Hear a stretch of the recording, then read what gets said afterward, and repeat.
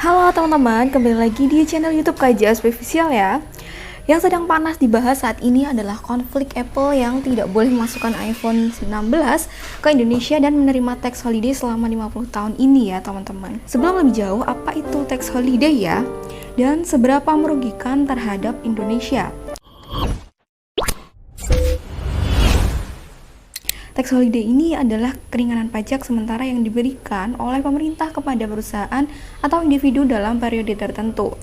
Nah, Menteri Keuangan, Ibu Sri Mulyani secara resmi memperpanjang fasilitas tax holiday hingga 31 Desember 2025 melalui Peraturan Menteri Keuangan atau PMK nomor 69 tahun 2024 tentang perubahan atas PMK nomor 130 PMK.010 2020. Perpanjangan ini dimaksudkan untuk menarik lebih banyak investasi, baik dari luar negeri maupun dalam negeri. Selain itu, langkah ini juga bertujuan untuk meningkatkan daya saing Indonesia di tengah penerapan pajak minimum. Pajak minimum yang global sebesar 15% yang telah diterapkan oleh banyak negara. Aturan tingkat komponen dalam negeri atau TKDN ini belakangan ramai dibahas, menyusul larangan penjualan seri iPhone 16 buatan Apple di Indonesia. Kementerian Perindustrian atau Kemenperin mengatakan bahwa sertifikasi TKDN yang dimiliki Apple ini sudah habis masa berlakunya ya dan belum diperpanjang. Sertifikasi TKDN ini wajib dimiliki oleh vendor perangkat seluler berjaringan Long Term Evolution atau LTE, 4G dan 5G untuk menjual produknya di tanah air ini. Kewajiban pemenuhan TKDN ini bertujuan untuk menumbuhkan industri manufaktur dalam negeri sehingga Indonesia tidak melulu menjadi negara pasar. Nah, aturan TKDN ini untuk perangkat 4G mula-mula dipatok minimal 30% melalui Peraturan Menteri Komunikasi dan Informatika yang berlaku sejak 1 Januari 2017. Selanjutnya, kewajiban TKDN ponsel ini ditingkatkan menjadi 35% untuk perangkat 5G dan 5G melalui Perkominfo nomor 13 tahun 2021 yang mulai berlakunya sejak 12 Oktober 2021 hingga saat ini. Ada wacana juga pemerintah untuk menaikkan TKDN menjadi 40%, tetapi hingga kini belum ada aturan resmi ya teman-teman yang dikeluarkan untuk menggantikan Permen Kominfo nomor 13 tahun 2021. Lalu, kira-kira bagaimana ya dengan larangan iPhone 16 di Indonesia ya teman-teman? Selama ini Apple menjadi satu-satunya pabrikan ponsel yang menggunakan skema pengembangan inovasi untuk memenuhi kewajiban TKDN. Sementara pabrikan lain seperti Samsung, Oppo, Xiaomi, dan lain-lain itu memenuhi TKDN dengan membangun manufaktur di Indonesia yang mampu menyerap ribuan pekerja lokal. Nah, dalam Peraturan Menteri Perindustrian nomor 29 tahun 2017, skema perhitungan berbasis inovasi ini memang tertera sebagai alternatif dari pemenuhan TKDN dari aspek manufaktur. Kemudian ada pengembangan dan aplikasi.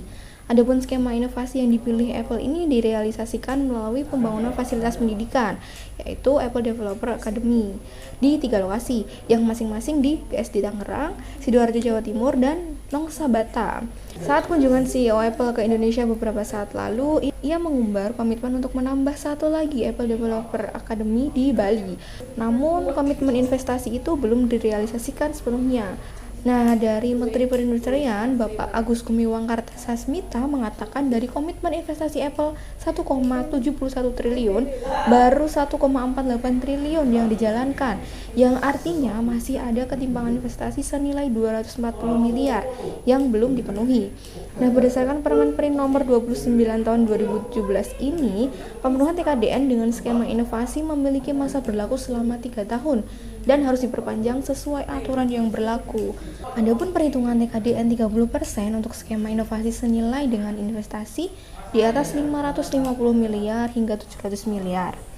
Lalu perhitungan TKDN 35% ini untuk skema inovasi senilai dengan investasi di atas 700 miliar hingga 1 triliun.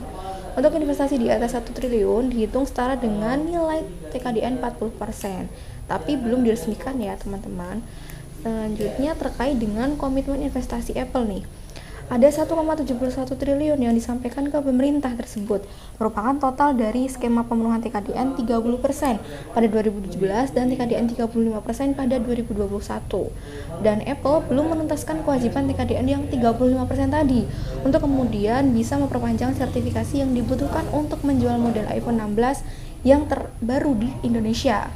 Nah, kalau dari perspektif ekonomi nih, bagaimana dengan kebijakan tax holiday yang terlalu lama, teman-teman? Pemerintah sering memberikan kebijakan tax holiday untuk menarik investor asing, terutama di sektor strategis seperti teknologi dan energi. Biasanya kebijakan ini tuh hanya berlaku dalam jangka waktu yang terbatas, hanya beberapa waktu saja, bukan untuk 50 tahun seperti yang diminta Apple. Permintaan Apple ini dinilai terlalu berlebihan dan tidak sebanding dengan kontribusi yang akan diberikan kepada Indonesia. Selain tax holiday, Apple juga diwajibkan memenuhi persyaratan tingkat komponen dalam negeri sebesar 40% untuk dapat menjual produknya di Indonesia. Kebijakan ini bertujuan untuk mendorong industri lokal serta membuka lapangan kerja di tanah air. Sayangnya, sertifikasi TKDN Apple ini telah kadaluarsa dan belum diperbarui. Nah, Apple ini diharapkan memenuhi komitmen investasi senilai 1,71 triliun, sementara hingga kini realisasinya baru 1,4 triliun dan masih kurang 240 miliar dari target. Nah, pemerintah Indonesia juga menegaskan bahwa iPhone 16 ini tidak akan mendapat izin resmi di Indonesia hingga seluruh komitmen ini dipenuhi. Nah, harapannya sebagai konsumen sekaligus warga Indonesia ya, kita berharap agar Apple ini serius berinvestasi di tanah air, tidak hanya menikmati pasar saja tanpa kontribusi yang signifikan. Apabila Apple ingin tetap berada di pasar Indonesia, diharapkan mereka juga turut berperan dalam membuka lapangan kerja, mengembangkan industri lokal, dan menjadi bagian dari pembangunan ekonomi nasional. Semoga konflik ini segera terselesaikan ya teman-teman. Terima kasih sudah menonton YouTube KJSP Official. Jangan lupa like, komen, dan subscribe ya teman-teman. Salam sehat dan salam growth mindset.